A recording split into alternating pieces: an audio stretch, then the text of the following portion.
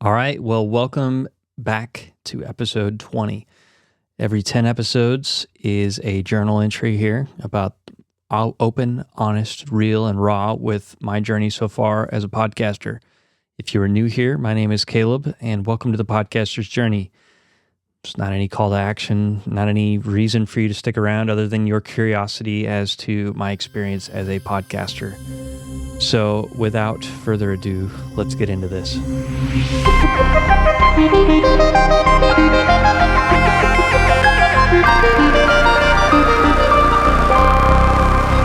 So if this is your first time going through, I've got a list of, 8 questions that I try to ask myself that are fairly regular. That are the questions that I've asked myself at episode 10, then I'm going to ask myself at episode 30, and so on and so forth, all the way to episode 100, or similar iterations of those questions. So the first one is reflecting on challenges that I had the last 10 episodes. So what has been the most challenging part of producing episodes 11 to 20? And how have I managed to overcome those challenges? I would say for me, the most challenging piece has been the workflow and being consistent. There was the first episode that I wasn't able to get it done on time, and it was, I think, a day or two late. How have I managed to overcome that challenge? It is an ongoing challenge, I'll be honest with you. I'm not totally sure. I was doing a podcast cohort in the middle of these episodes as well. So that's a whole new product that I was developing in the midst of continuing to develop this podcast and get used to this workflow. But that's kind of the whole experiment, right? Is how can I make podcasting more sustainable for everybody else around me? What kind of workflows can I create that is going to make podcasting more sustainable for average everyday people? Because let's face it, podcasters generally aren't making a lot of money. So this is a hobby, or this is something that, gets relegated to a smaller amount of time. It's not something we can spend a lot of our week on. So figuring out how to do this faster, better, but keeping the quality really high at the same time. So I don't think I've been able to manage or overcome that challenge yet. And I think that's something I'm going to have to continue to do in the next 10 episodes. And that's probably one of the things that I do want to focus on in the next 10 episodes is figuring out how to double down and figuring out how to get ahead. Because every time I do this, I'm telling myself, this is not sustainable. It's not, we're going to crash and burn if we keep going like this. Full transparency, tonight while I'm recording, it's one of those nights. And I'm okay to grin and bear it right now, but I know looking forward, if I'm trying to join this 6% club and move to the 100 episodes, that this isn't going to cut it. It's going to really be detrimental for this journey. So it's something I've got to figure out. If you're watching and you're a seasoned podcaster and you have a workflow that's worked for you well, or ways to get ahead and be more sustainable, I would love to hear from you. Come on over to the Podcaster's Journey Facebook group and let's connect over there.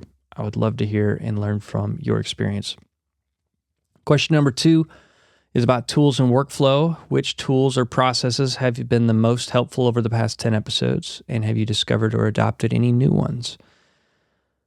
I think my workflow, for the most part, outside of the workflow document, that's what I was talking about in question 1. I'm talking about just start to finish workflow and tools that I use here, not the document, but the actual work.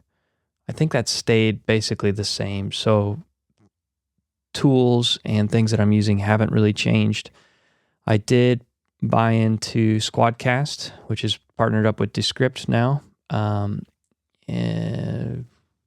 maybe 2 weeks ago or a week ago, and I've just started using it. I did that because I'm starting to do more remote recordings, or I've done 3 now, and a buddy was letting me use his Riverside, which was fantastic. Shout out to Seth. Very thankful for him allowing me to use his Riverside for a couple interviews. But I was like, you know what? It just doesn't look very professional when I'm trying to develop this as a business and create credibility around this podcast when I'm sending invites to a studio into a podcast that isn't my own. So I upgraded, purchased that, bought in at like one of the lower tiers for Squadcast, and I will say I've been fairly impressed with Descript's editing process and their AI capabilities. I've only used it very surface and minimally, but I am excited to kind of dive into that more and report back to you guys how it's going. One of the big goals for me this last time was jumping into the art of storytelling more after having that interview with Anthony and his inspiration, the inspiration I got from that conversation with him. If you haven't heard that episode yet, I would highly recommend you go back to episode 8, check out the interview with Anthony K. Doe. He's a master storyteller. So question here around storytelling: how has my focus on improving storytelling in the last 10 episodes shaped my content and my approach to podcasting? I will say that I feel stronger in storytelling. I think I have a lot of room to grow still, definitely. But I am eager to see what the next 80 episodes bring out of storytelling and how I feel about storytelling from there. I can say that I feel more confident and comfortable just sharing thoughts and talking. So that's a huge win. As far as sharing stories, I think I've got frameworks that I'm starting to work and develop with and ideas to hold on to when I'm trying to tell stories. And so I'm excited to see where another 10 episodes, another 20 episodes, how I feel about storytelling. Now that I'm 20 episodes in, I feel more comfortable just sharing my thoughts and my opinions about things. So I'm eager as I continue to push into storytelling to see how I feel about this in about maybe another 10 episodes, because then I'll be about 20 episodes into trying to focus on storytelling. I will say that I was able to meet a fantastic podcast coach named Jen Rogers. Her and I are teaming up on a few projects coming up, but one of the things that was a blessing out of meeting her is that she has a process that she uses for creating a podcast outline when she's scripting it. And she's got a way to think about hooks and storytelling. And so we actually did a session together that she used for her podcast, where she shared that framework with me and taught me how to use it. And it's something I've been using, honestly, and it's been very helpful. So that's been a big perk, a big plus for the storytelling goal of the last 10 episodes. So shout out to Jen. And also another thing that has been beneficial for me is I have a gig on Fiverr for helping people clip social media clips for their podcasts.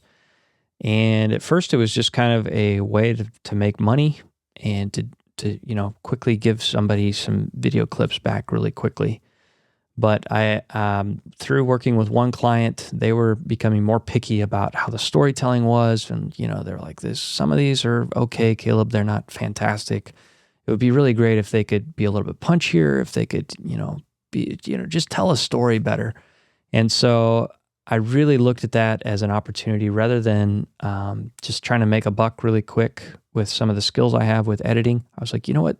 This is actually a great opportunity for me to actually get paid a small amount to be able to practice storytelling.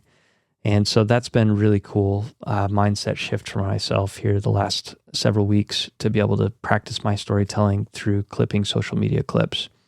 I know that's different than what I would use here in the podcast, but I think it reinforces and teaches me to use those frameworks. On to the next question: what personal or professional growth have I experienced during this leg of my podcasting journey? Well, I just finished a 6-week cohort. It was stretched probably about 8 weeks, honestly. So it's lasted the better portion of the last 10 episodes. But that was a push from my business coach to give that a shot. And honestly, I'm so thankful I did. It's starting to formulate how I'm going to be able to monetize this effort here with podcasting and be able to help you as a podcaster potentially. I say potentially in the sense that maybe you as the listener that's not what you're looking for, but if it is, would love to have a conversation with you about that and see if it would help you. It's been so rewarding to work with the clients I had that went through there. I'm so thankful for the 15 people who went through as guinea pigs to test it out and give feedback and so that I could learn and grow. I don't exactly know what that's going to look like moving ahead, if I'm just going to launch it as a product here soon, or if it's going to be, still kind of in the research and development phase, but that's on the horizon. And I am super proud of that journey for sure. I also took on the mindset of the answer is always no if I don't ask.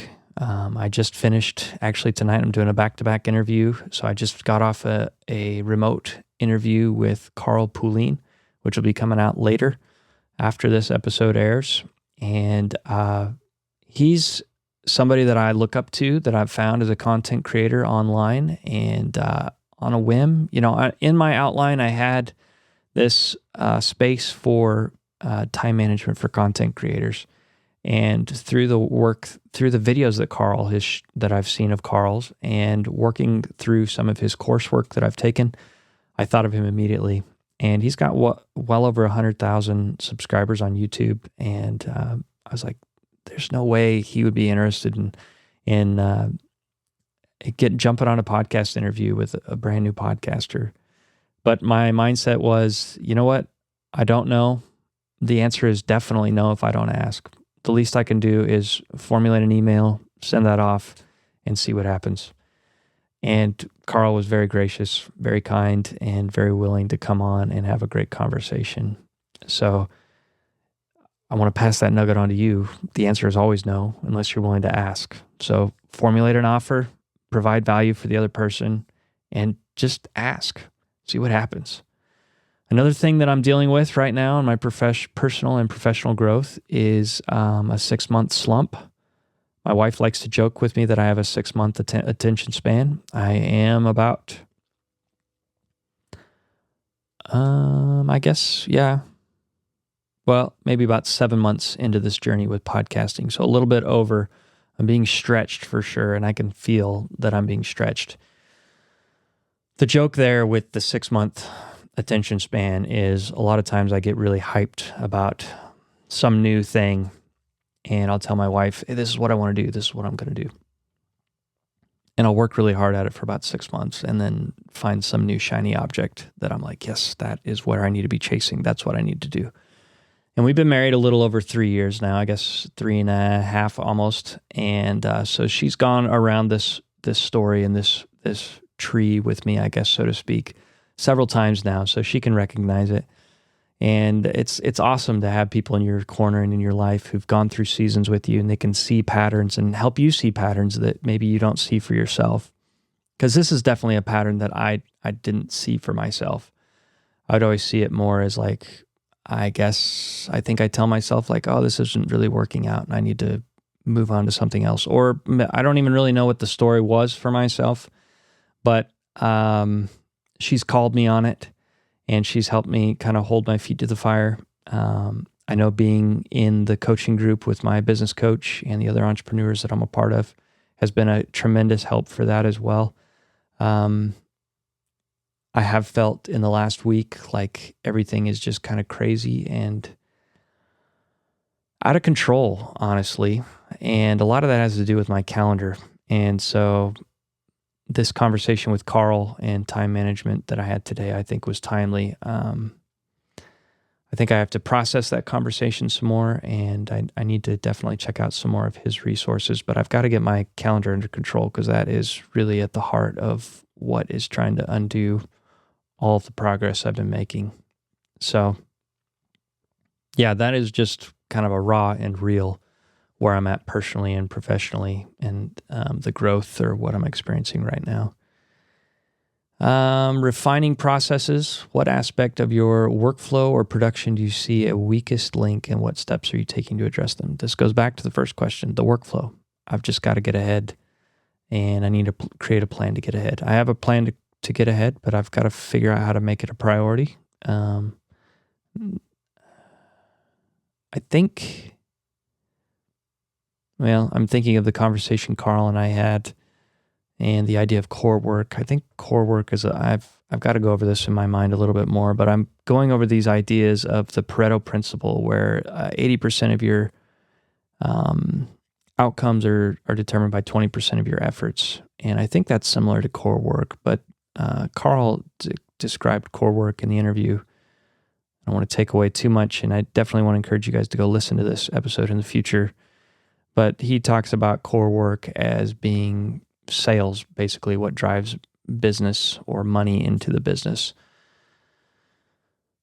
But I would argue, I guess maybe, that I need to create a plan to get ahead and to make this sustainable, because that is a product that's going to be beneficial to you as a podcaster. And so I've just got to figure out how to get ahead. I've got to buckle down and make it happen. And an inspirational moment from the last 10 episodes. Who or what has inspired me the most? And how am I applying those inspirations to my podcasting? I realized as I sat down to record this, I was like, man, I've interviewed 2 people, but only one of those interviews is going to actually end up in this 10 interviews window. And I was like, I really want to bring more people in. I want to grow my own mindset a lot more, and the best way to do that is to bring people in. So I getting ahead of myself, but I want to bring more people in. That's going to come back up here in the next question. But anyway, what was inspirational for me this last 10 episodes was the conversation with Carl, and his question that he landed for me that really stuck out from that interview is, what is the next step? We tend to just overcomplicate things, but we can really move things along a lot faster if we just ask what is the next step and simply focus on that. So that is something that I'm going to be applying in this next 10 episodes. What is the next step? The next step is to get a plan together for how to make this more sustainable and how to get ahead with planning, with getting ahead when it comes to recording, so that I'm not constantly under the gun. So what is the next step on that? Again and again, just continue to ask myself. So last question is going to be just looking ahead to the next 10 episodes. What specific goals or improvements do I plan to focus on for these next 10 episodes and to further elevate the podcast? You know, I'm really happy with how things are looking. That has evolved over the last 20 episodes. I'm really happy with how things are sounding. I'm thankful for the guests that I've had on. So honestly, looking ahead to the next 10 episodes, I want to continue to get better at storytelling. That's still a top priority in this podcasting space for me and this journey that I'm on. And I want to incorporate at least 2 to 3 guests. I've already got Carl's interview coming up, so I need to reach out to at least 2 more guests for the next 10 episode span. I think 3 guests out of 10. I think that's a pretty good start. It's about 30%, a third, or a little over a third of the content to be with guests. Probably could do maybe even 4. I don't know. That might be ambitious for this next 10, but for this next 10, definitely 2 to 3 guests. And then by the end of the next 10 episodes, I want to be 3 to 4 weeks ahead when it comes to the recording process from the production date or from the date of release. So those are my goals that I'm leaving here with you guys as a hold me accountable kind of thing. And in closing here today, I just want to invite you, if you're new here and you haven't yet joined my podcasting support group, that sounds really odd, like it's alcohol AA or something. But if you're looking for a community of like-minded individuals, creative entrepreneurs, of podcasters that you want to take this journey along with, and you want to just have real conversations, or you want to connect with me over this episode, I want to invite you over to Facebook and to look for the Podcaster's Journey.